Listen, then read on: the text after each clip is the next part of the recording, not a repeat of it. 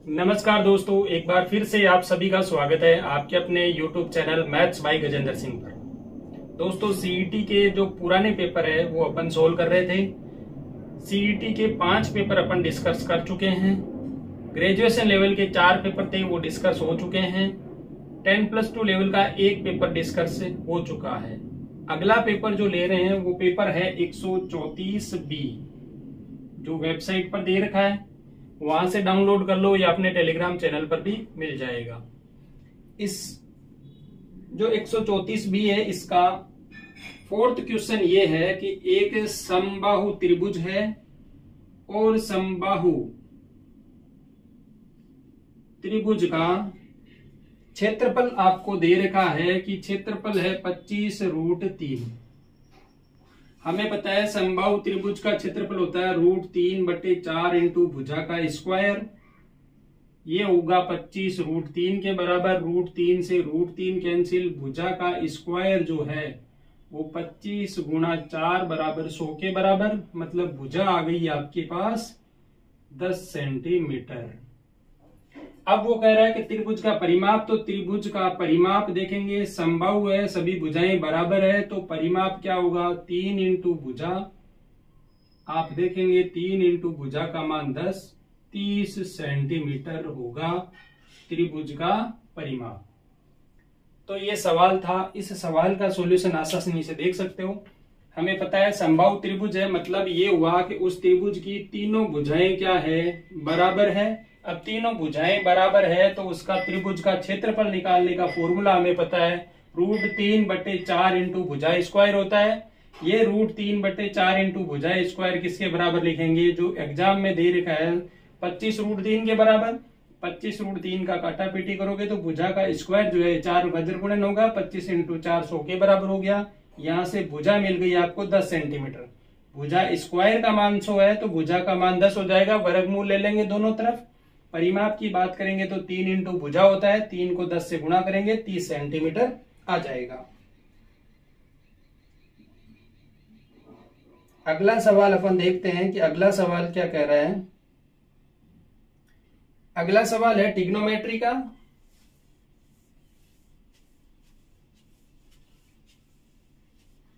सवाल का क्रमांक है 14। सवाल कह रहा है कि cos थीटा बराबर A/B है। tan थीटा का मान आपसे पूछा है। देखो, हमें पता है cos थीटा लाल बट्टा कक्का से अपन देखेंगे। cos थीटा का मान होता है आधार बटे कर्ण, मतलब ये हो गया आधार बटे कर्ण, तो ये है। tan थीटा चाहिए लंब अपोन आधार, तो लंब अपोन आधार अपने को निकालना है। आधार है, आधार चाहिए था, लंब चाहिए, लेकिन लंब नहीं है। लंब बराबर होता क्या है, कर्ण का स्क्वायर माइनस आधार का स्क्वायर। कर्ण कितना b, तो b का स्क्वायर माइनस a का स्क्वायर का रूट, ये हो गया लंब। tan थीटा की वैल्यू निकालनी है। tan थीटा बराबर हो जाएगा लंब, लंब है b square minus a square का रूट बटा आधार कितना है a, तो स्मॉल a। यही होगा फाइनल आंसर। ट्रिग्नोमेट्री के सवाल आए हैं, वो बहुत अच्छे सवाल बने हैं। आपको सिर्फ और सिर्फ इस फॉर्मूले पर ध्यान देना है। ये फॉर्मूला याद है तो cos थीटा की वैल्यू अपन निकाल सकते हैं। cos थीटा से tan थीटा आप आसानी से निकाल पाओगे।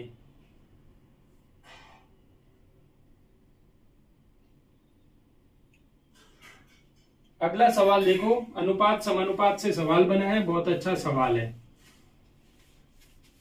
सवाल ये कह रहा है कि A और B जिनकी मासिक आय दे रखी है आपको, A और B है, और इनकी मासिक आय का अनुपात दे रखा है 4:3। और ये कुछ खर्चा करते हैं, ये तो इनकी आय है। बचत करते हैं ये कुछ, और व्यय करते हैं। व्यय का अनुपात दे रखा है अपना 3:2, तो व्यय दे रखा है 3:2। देखो, अब वो कह रहा है कि 600 रुपए की वो क्या करते हैं, बचत करते हैं। आय इतनी है, इसमें से खर्चा इतना कर दिया, तो अब जो बचा है वो बचत वो कह रहा है 600 रुपए की। यहां देखेंगे दोनों में डिफरेंस क्या आ रहा है, 1 का आ रहा है, यहां पर भी 1 का डिफरेंस है। मतलब ये हुआ कि एक बचत जो हो रही है वो 1 बराबर है 600 के। तो 4 बराबर किसके हो जाएगी, 6 चौके 24, तो ए की आय हो जाएगी 2400, बी की आय हो जाएगी 1800। आपसे पूछा है कि बी की मासिक आय कितनी है, तो बी की मासिक आय 1800 है, 1800 आंसर हो जाएगा। इस सवाल को आप क्रॉस चेक भी कर सकते हो। देखो ये 2400 आय है, ये 1800 आय है, 600 रुपए बचाता है, मतलब वो खर्चा कितना करेगा, इसमें से 2400 घटाएंगे, 2400 में से 600 घटाओ, कितना हो रहा है, 1800 रुपए का वो खर्चा कर रहा है। ये 1800 में से 600 बचाता है, 1800 रुपए का खर्चा करता है। इन्हें वापस सरल अनुपात में करेंगे तो देखो 6 से 2 बार, 6 से 3 बार, 3:2 मिल रहा है, जो कि 3:2 ही था। तो खर्चा जो है वापस क्रॉस चेक करने पर भी आ गया, बी की मासिक आय जो है वो 1800 रुपए है।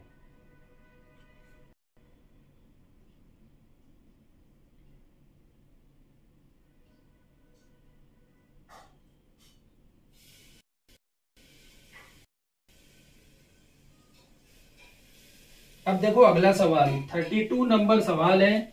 ये सवाल कह रहा है कि एक व्यक्ति 10 रुपए में 11 पेन खरीदता है, 10 रुपए में 11 पेन खरीदता है और 11 रुपए में 10 पेन बेचता है। तो सीधी सी बात है, ये बेचता है मतलब ये क्या है, सेलिंग प्राइस है, एसआई हो गया, सेलिंग प्राइस एसपी हो गया, और ये खरीदता है मतलब सीपी हो गया, कॉस्ट प्राइस हो गई।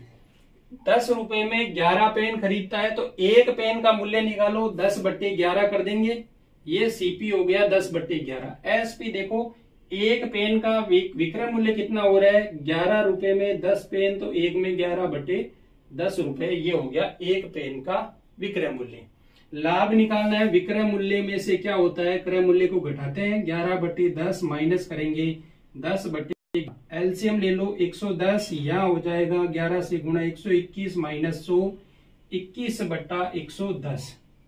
ये तो आया लाभ। अपने को पूछा है लाभ प्रतिशत, तो लाभ बटा क्रय मूल्य करेंगे। लाभ प्रतिशत आपको पता है क्या होता है, लाभ बटा क्रय मूल्य इंटू 100। लाभ कितना, 21/110 का, क्रय मूल्य कितना है, क्रय मूल्य है 10/11, गुणा कर देंगे 100 से। इसे सिंपल करते हैं तो देखो 21/110 उल्टा करो 11/10 गुणा कर दो 100 से, 2 0 से 2 0, 11 से 11 कैंसिल, 21% का क्या हुआ है, उसे लाभ हुआ है। तो आप लोग समझेंगे कि 21% का उसे क्या हो गया, लाभ हो गया।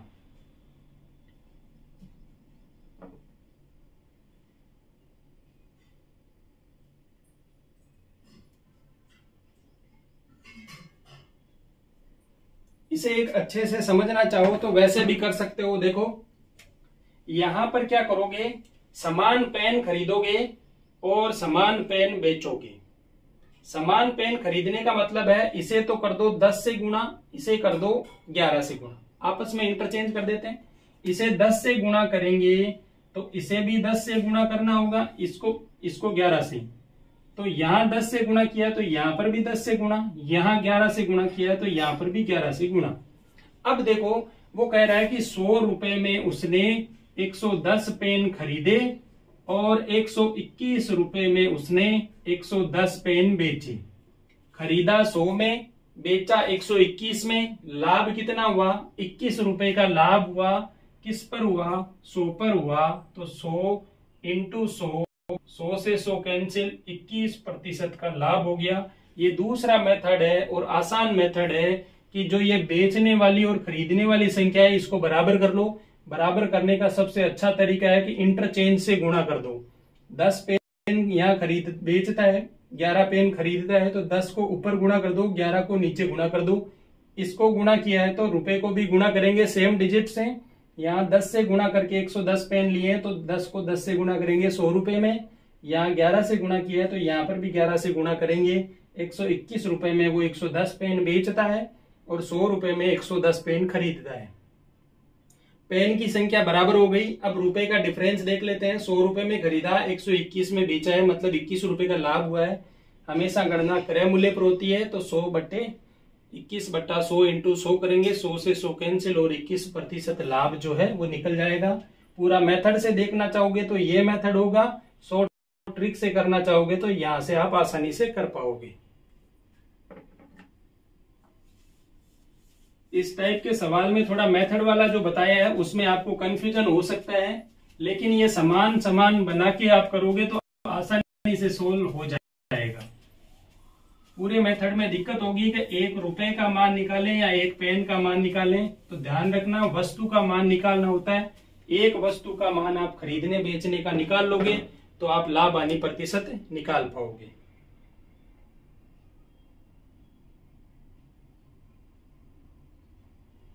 इसके बाद आपसे पूछा गया है एक सवाल है 77261 और इसका रूट पूछा गया है। वर्गमूल निकालना है। वर्गमूल निकालने की सबसे आसान विधि यही है 2641। या तो अब देखो इसे गुणा करते हुए भाग देते हुए चलेंगे, लेकिन अपने को क्या करना है, 2 के जोड़े बना लेने हैं। यहां देखेंगे ये 8 × 64 8 के समथिंग होगा। ये हो गया 8 और 8 16। ये हो जाएगा देखो 7 में से 4 जाएगा 3, 7 में से 6 गया 1, 26 एज इट इज नीचे आएगा। अब देखो यहाँ पर क्या होगा, 16 को किससे गुणा करें कि लगभग जो है संख्याएं मिल जाएं। तो या तो देखो अपन ऑप्शन देखते हैं तब पता चलेगा 7 8 या 9 में से कुछ आएगा। तो अपन देखते हैं पहले 7 8 9 में से कौन सा आता है। 16 को 7 से गुणा करके देखो, 7 7 49, 7 की 4, 7 6 42 और 4 46, फिर से 4, 7 और 4 11, 1100 गुणित आ रहा है। 8 से मैं देखता हूं तो फिर से 8 से गुणा करना है। वर्गमूल निकालने की पद्धति मैंने समझा रखी है पहले, अगर नहीं है तो फिर भी और देख लेंगे आगे। 8 × 64, हाथ की 6, 8 6 48 और 6 54, हाथ की 5, 8 और 5 13, 1344 तो ज्यादा हो रहा है, तो 1100 गुणित होगा। 7 अपन ने लिया था तो 7 3 जगह लिख देते हैं। अब देखो क्या आया था, 1100, 7 7 49, 4, 7 6 42 और 4 46। वापस इन्हें घटाएंगे तो देखो 16 में से 9 जाता है तो 7 वापस देगा 7, 12 में से 7 जाएंगे तो 5, ये देगा वापस, फिर से 2, 3 में से 2 गए 1, 157 हो गया। 41 एज इट इज उतार लो।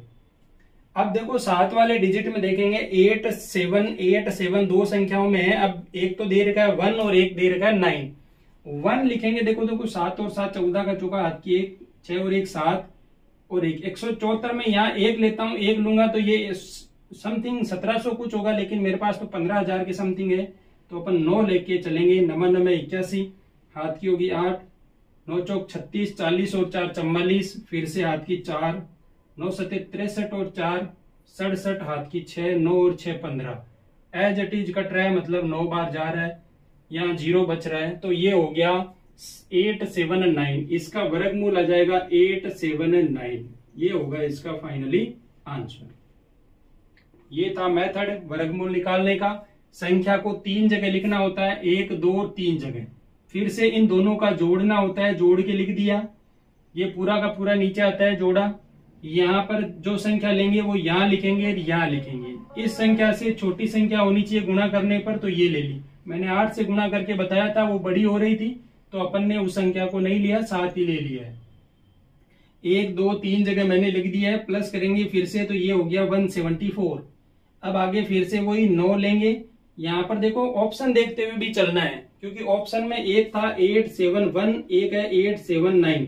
तो मैंने 1 लिया, देखा नहीं बैठ रहा है तो मैं 2 3 4 5 क्यों लूं, जब मेरे पास ऑप्शन में अब बचा ही यही है 9 वाला, तो 9 लेके चेक कर लो। चेक करने की भी जरूरत नहीं, आपको सीधा पता है अब तो यही होगा।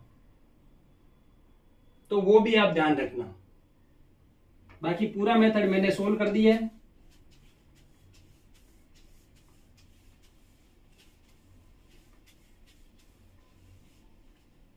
अब देखो अगला सवाल।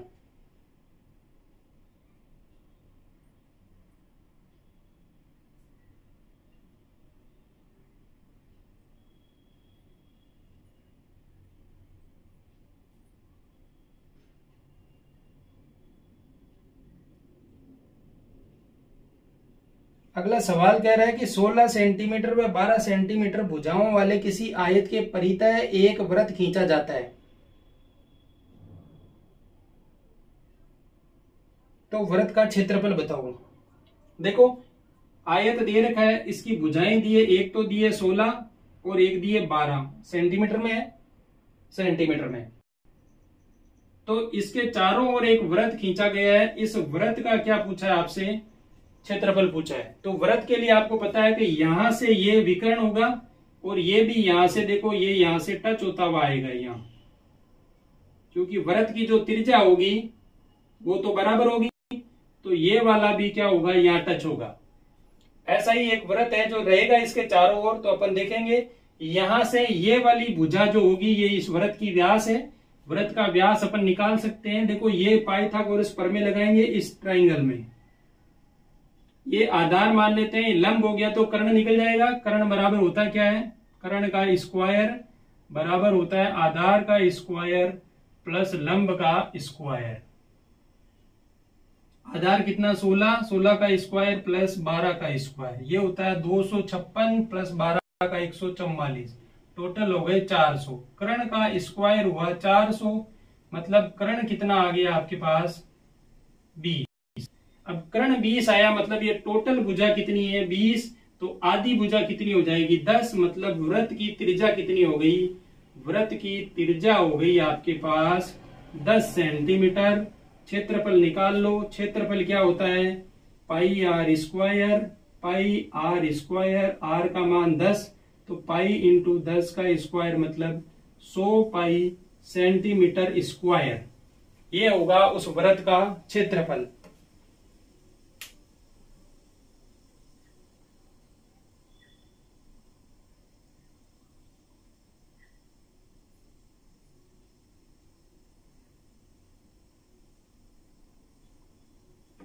अगला सवाल है, वो सवाल पूछा है 101 का घनफल क्या होगा? 101 का घनफल निकालना है, मतलब उसे 3 बार गुणा करना है 101 को 101 से।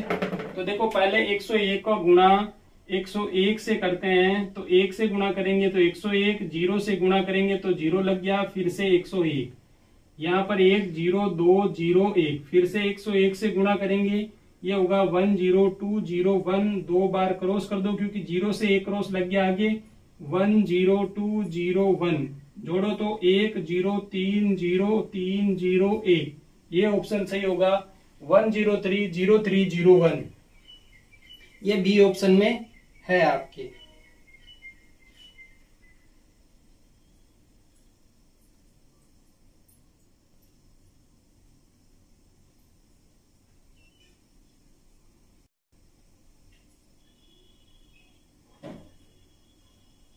आगे सवाल दिया है, फिर से अनुपात का सवाल आया है और सवाल ये कह रहा है कि एक अनुपात आपको दे रखा है, अनुपात है 4:5, और इस 4:5 के अनुपात में कह रहा है कि कौन सी संख्या जोड़ दी जाएगी कि अनुपात 5:6 हो जाए, 5:6 हो जाए।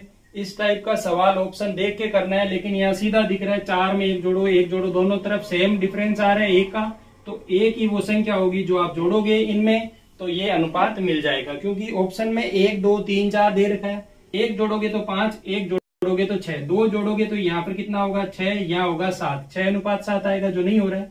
3 जोड़ोगे तो ये होगा 7:8 जो भी नहीं हो रहा है। 4 जोड़ोगे तो ये होगा 8:9 जो भी कटने के बाद सरल अनुपात में इसमें नहीं आ रहा है, मतलब एक ही आपको जोड़ना है। बाई ऑप्शन बहुत अच्छे से हो जाएगा। सवाल का क्रमांक जो है वो है 80 नंबर ये सवाल था, और 80 नंबर सवाल का सॉल्यूशन ये है।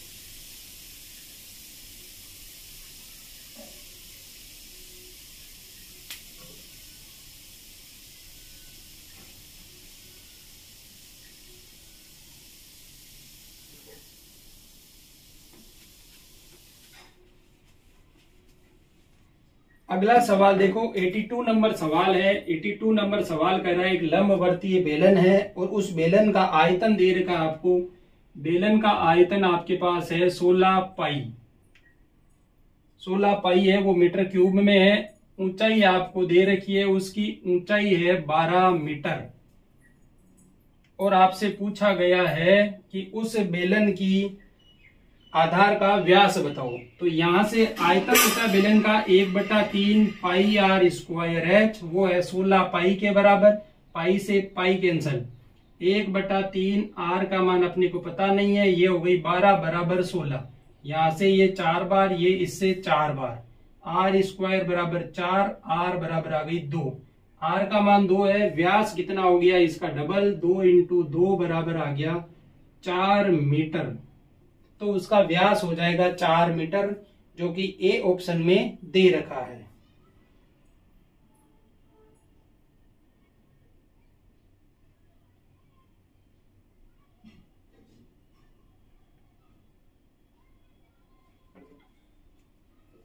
हाइट एंड डिस्टेंस का सवाल है। सवाल ये कह रहा है कि एक 89 नंबर सवाल है। एक खंबा है, उसके दो तरफ नावें हैं, एक नाव इस तरफ एक नाव इस तरफ। एक 60 डिग्री का कोण बनाती है, एक 30 डिग्री का कोण बनाती है। 150 मीटर ऊंचा ये खंबा है। आपसे पूछिए इन दोनों नावों के बीच की दूरी बताओ। तो इन दोनों नावों के बीच की दूरी के लिए अपन इस एंगल से ये वाला भाग निकालेंगे, इससे ये, तो इसे ए और बी मान लेते हैं। tan 30 में जब निकालूंगा तो लंब बटे आधार होगा, मेरे पास ए का मान यह मिल जाएगा। tan 30 1/√3 होता है। लंब का मान 150 है, आधार का मान मैंने ए माना है। ए बराबर आ गया 150√3 मीटर। tan 60 से मैं निकालूंगा बी का मान, तो tan 60 से ये तो लंब 150 ही रहेगा, ये बी हो गया। tan 60 का मान √3 बराबर 150 बी। बी को इस तरफ, इसको बी बराबर आ गया 150 बट्टे √3। इसे √3 से गुणा भाग करेंगे, ये 3 हो जाएगा, तो ये होगा 150√3 बट्टा 3। ये इससे कटेगा 50 बार।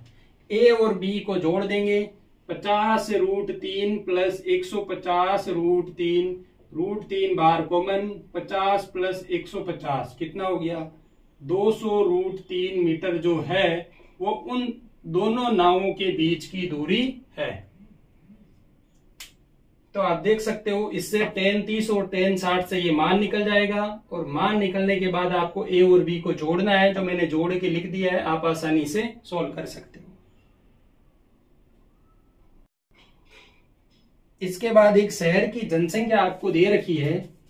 सवाल अच्छा है और वो कह रहा है कि जनसंख्या 1 करोड़ है और 85,000 बच्चे जन्मते हैं, तो जन्म दर बताओ। तो आप सबको पता है 85,000 जन्मे हैं 1 करोड़ में, तो करोड़ में 7 जीरो होते हैं।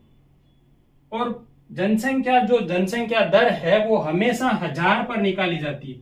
ये सवाल पूछने का एकमात्र औचित्य है। हमेशा अपन प्रतिशत में 100 यूज करते हैं, लेकिन जनसंख्या में 1000 यूज किया जाता है। इसलिए देखो 3 जीरो से 3 जीरो कैंसिल, इन 3 जीरो से ये 3 जीरो कैंसिल, आएगा 85/10, जो कि 8.5% जो है वहां की क्या है, वो जनसंख्या की जन्म दर है।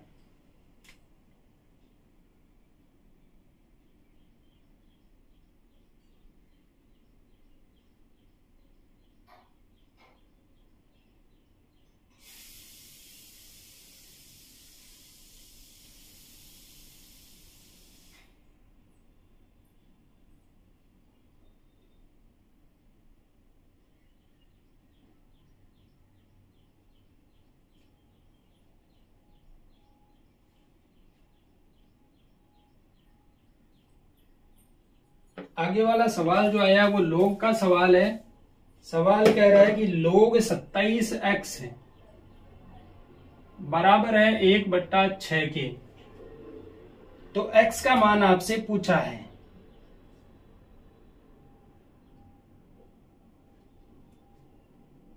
यहां अपन इसे कन्वर्ट करना चाहें तो 1/6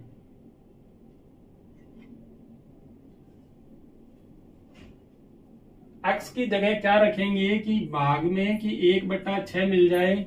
यहां पर दे रखा है 9√3, 3 और 27, लेकिन अगर 27 लेते हैं तो log बेस 27 1 हो जाएगा। 27 नहीं लेंगे अपन, लेंगे यहां पर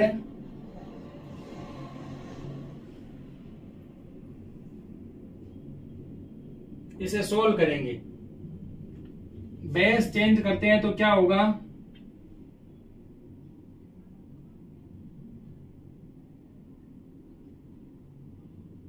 log में लिखो 3 बेस x बटा log 3 बेस 27, 3 3 9 3 27, √3 ले लेते हैं बेस में।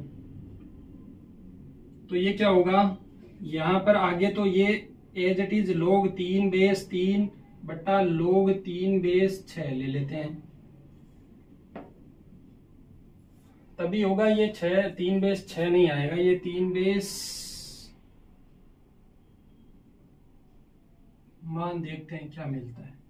यहां देखो √3 की पावर 6, ये देखेंगे x का मान अपने पास लेना है, अपने को वैल्यू निकालनी है। ये 1/6 एज इट इज रखा मैंने, क्योंकि √3 लिया है तो मैंने √3 दोनों तरफ दे दिया, बेस में 27 दे दिया। ये मान कितना हो रहा है, ये मान मिल रहा है अपने को √3 की पावर में लिखेंगे इसको, तो ये हो जाएगा log x √3 बेस में है बटा log √3 की पावर 6 बराबर 1/6। अब देखो ये तो 6 बाहर आ जाएगा, तो ये होगा log √3x बटे log √3 आगे आगे 6 बराबर है 1/6। ये तो हो गया 1, तो 6 बराबर 6 हो रहा है, मतलब हो गया log √3x बराबर 1, मतलब ये x √3 होगा तभी 1 आएगा, तो x का मान क्या होगा, √3 होगा।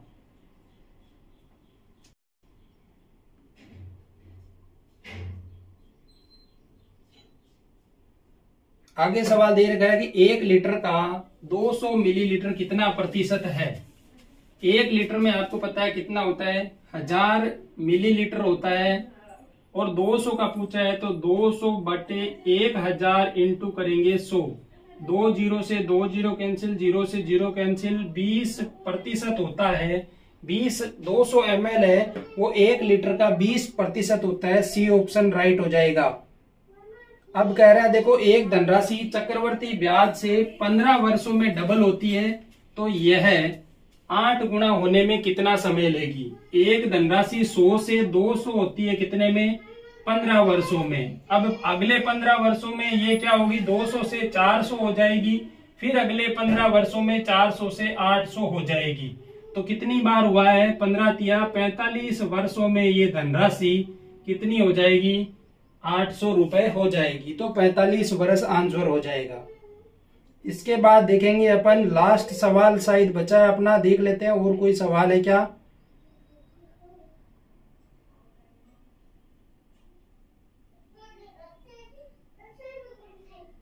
लास्ट सवाल है, लास्ट सवाल कह रहा है कि 8 संख्याएं हैं, क्रमागत 8 संख्याओं का एवरेज आपको दे रखा है 23/2 है, तो इसे देखेंगे 11.5 आ रहा है। मतलब देखो मैं कहता हूं कि 4 संख्याओं का एवरेज 2.5 है। 2.5 होने का मतलब 2 3 4 1 2 3 4, ये 4 संख्याएं ले ली, 4 और 1 5 और 5 10, 10/4 आ रहा है 2.5 एवरेज आ रहा है। मतलब सम संख्याएं हैं, इसलिए मध्य वाली संख्या 2 संख्याओं को जोड़ के भाग देते हैं। विषम संख्या होती है तो एग्जैक्ट मध्य वाली संख्या आती है। यहाँ ये कह रहा है कि क्रमागत संख्याएं हैं और एवरेज कितना आ रहा है 11.5, तो 11.5 तो एवरेज है। 4 इधर होगी, 4 इधर होगी, 12 13 14 15, और इस तरफ हो जाएगी 10, 11 से होगी 11 10 9 और 8। अब वो कह रहा है कि प्रथम 3 का एवरेज बताओ, तो प्रथम 3 का एवरेज बीच वाली संख्या 9 आंसर हो जाएगा। बहुत आसानी से आप इसे कर सकते थे। सीईटी 10+2 लेवल के जो सवाल आए हैं, 20 सवाल के समथिंग आते हैं, वो 20 सवाल बहुत आसानी से आप कर सकते हो। प्रत्येक सवाल ज्यादा से ज्यादा 30 सेकंड लेगा, मुश्किल से आप 10 मिनट में पूरा जो मैथ्स के सवाल थे वो कर सकते हो। अगर आपको कोई डाउट है तो कमेंट में बताएं, हम आपके लिए एनी टाइम तैयार हैं। मैं पूरा कोशिश करूंगा कि आप लोगों तक पूरे वीडियो पहुंचा पाऊं। आपके जो डाउट है उन डाउट का सॉल्यूशन मैं आप तक पहुंचाऊं। पशु परिचर भर्ती का भी सिलेबस आ गया है, आप लोग जल्दी से तैयारी करना स्टार्ट कर दें। उसकी मैथ्स की जो सारी डिटेल मैंने दे दी है वीडियो में, और अपन देखेंगे कि उसके जो सिलेबस में जो मैथ्स के टॉपिक हैं उन टॉपिक को भी कवर करते हुए चलेंगे। प्रत्येक टॉपिक से रिलेटेड जितने सवाल बनते हैं कोशिश हो रहेगी ज्यादा से ज्यादा मैं आपको प्रैक्टिस करवाऊं, क्योंकि मैथ्स में आप जितनी ज्यादा प्रैक्टिस करोगे उतना ही आपको फायदा मिलेगा। तो जल्दी से जल्दी वीडियो को दोस्तों के साथ शेयर कर दो, और चैनल पर अगर आप नए हो तो चैनल को सब्सक्राइब कर लो और वीडियो ज्यादा से